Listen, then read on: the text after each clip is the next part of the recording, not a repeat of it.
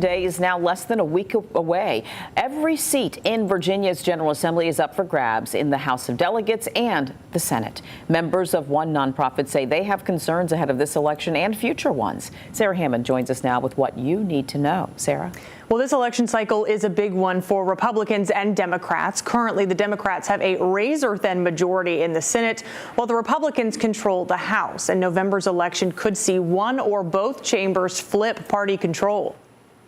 More than 500,000 Virginians have taken advantage of early voting ahead of Election Day. Jenna Lowenstein with Informing Democracy says the good news for voters is that Virginia's elections are well run. There's not a ton of room for discretion. Election procedures are largely codified in detail in statute. The group says two concerns ahead of this election and future elections surround poll workers. Members say high turnover is a problem and leads to less institutional knowledge.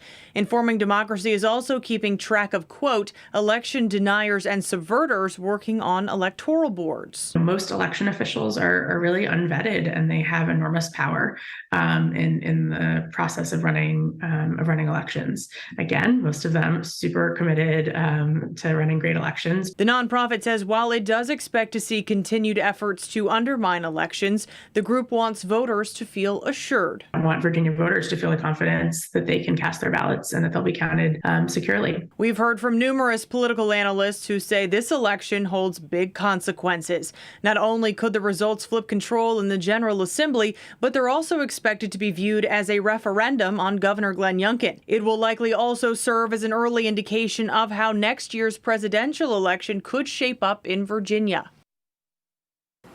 It's also important to note this is the first election under new Virginia General Assembly district boundaries based on the 2020 U.S. Census. So it's likely your legislative districts have changed since the last election. So that's something you will need to check. Back to you guys.